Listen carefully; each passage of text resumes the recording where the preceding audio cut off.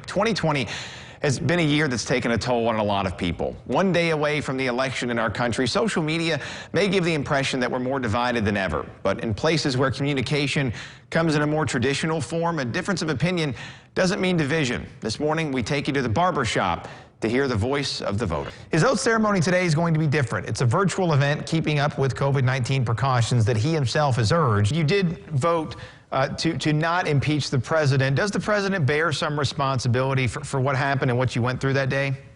I think everyone in politics and the media. Do you think that if he had conceded and said what he said this morning before yesterday, we would have seen what we saw yesterday? Where do you stand on President Trump this morning?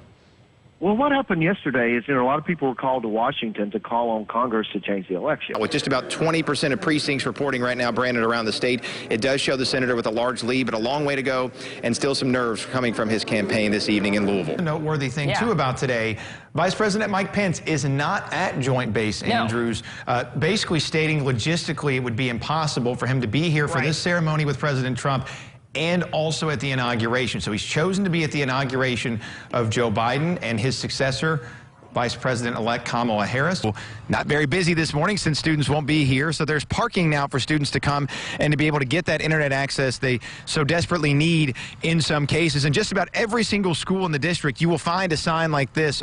A developing situation in Owensboro. It's breaking news right now along the Ohio River as crews are searching the water for a missing person. Just before 2 a.m. today, police and fire units were called in to search for a missing boater in the Ohio River. We're giving you a live look now from English Park. Earlier this morning, we were at Smothers Park, looking back toward English Park, the staging area of this scene. Now we're on the ground in English Park, where you can see the Owensboro Fire Department. It is an absolutely huge line we're seeing. The doors just opened at 8 a.m. We'll kind of walk you through the crowd here to let you see exactly what it's like. It's a very diverse group, a lot of people, hundreds of people, as a matter of fact, here, all coming together. I wagered $25,000.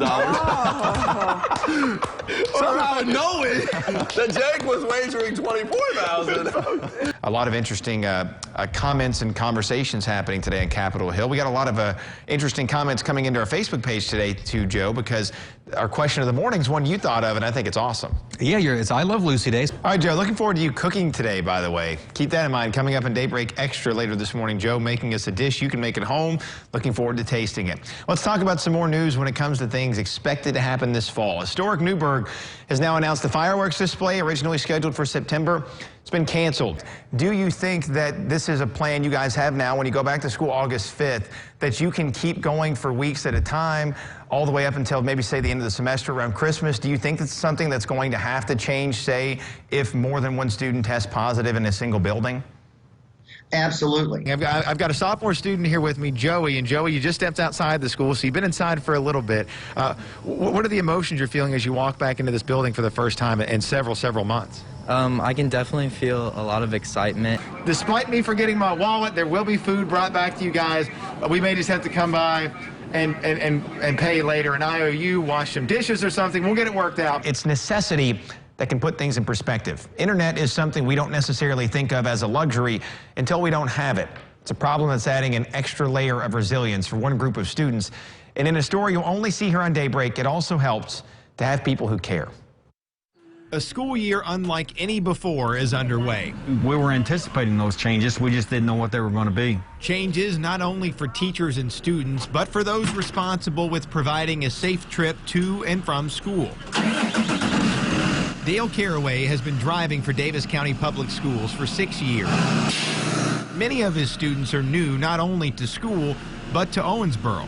They've had a hard and long road to travel because they've come from different parts of the world. Dale is a constant in their lives Monday through Friday. But this year, Dale isn't taking his students to school. Is that a table? Yes. He's bringing the classroom to them. Some of the kids that do not have access in their homes, for whatever reason, they get to come out here and we get to spend some time with them. Would you two like to sit at the same table? His bus is equipped with Wi-Fi, allowing these elementary school students to connect with their teachers on a virtual schedule. There's 3 assignments you have to do today. They're having to learn. It's not an opportunity. They're having to do it, and they're doing a very good job at it. Literally on the sidewalk, these students impressed Dale and his partner Carolyn, who watched them solve problems most adults would throw fits about. 10 plus 4 equals 14. They don't have a lot of confidence in their English yet, and unfortunately I can't understand the language they are more confident in, and so I'll get our little computer guru. She'll go over there and she'll figure out what's going on. She's excellent, and she's in the 3rd grade. Through it all, parents and teachers can feel good, knowing not just here, but across Davis County, there are people who care like Dale. It's 7. The tables where these students are sitting are an improvement from day one, when more than a dozen sat together on the ground.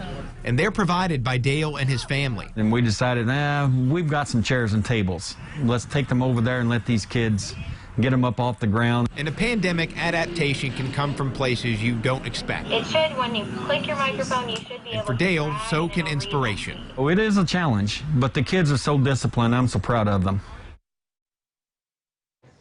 Now, the weather's going to add another wrinkle into learning for these kids. So far, they've only had one day of rain, and it was a downpour for about half an hour that forced everyone to rush onto that bus and roll up the windows as fast as possible to keep water from getting on their computers. Somehow, I think after spending some time with that group, they'll be just fine. The bond between members of law enforcement is lifelong. It's well documented that the bond can extend to canine officers, but lesser known are some of the other animals that are key to a police department.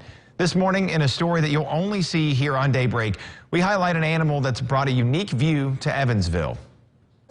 A family's connection with their pet is a special thing.